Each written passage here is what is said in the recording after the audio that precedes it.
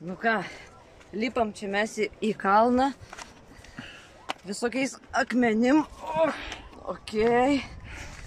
Biški čia nelygu. Oi, net nebiški.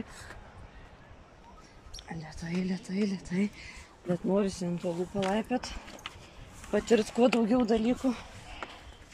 Tai va, užlipom nemažai, bet dar nemažai liko lipt. Bet įveiksim.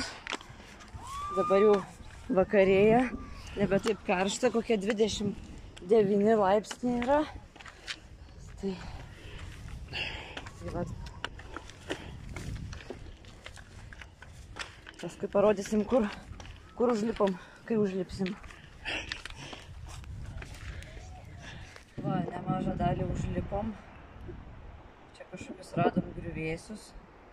Nežinom, kas čia ar koks namas anksčiau stovėjo ar ką. Šiaip čia visiškai nėra interneto ryšio. Yra šiek tiek paprasto ryšio. Taip tai fainesnė vieta, matosi jūra, miesto kažkiek. Tai ką, žiūrėsim, kas mūsų toliau laukia.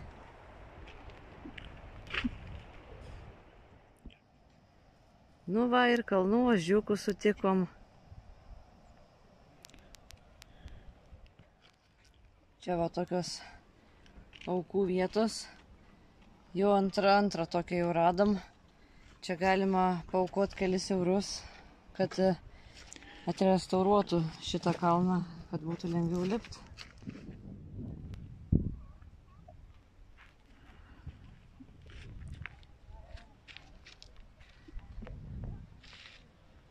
Ilgiausia šiandienos vieta. O gaili. Čia, kur juda akmenys. Ir labai status jie, bet, kaip sakant, nieko nėra neįmanoma.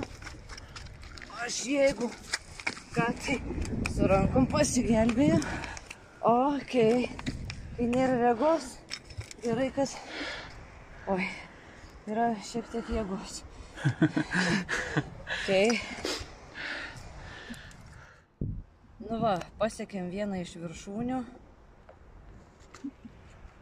O dabar jau reikės leistis, kad į lėktuvą spėt rytoj.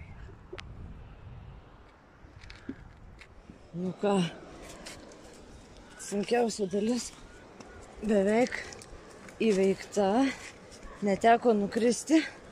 Keliose vietose rankom padėjau savo nulipt. Bet taip, tai viskas okei.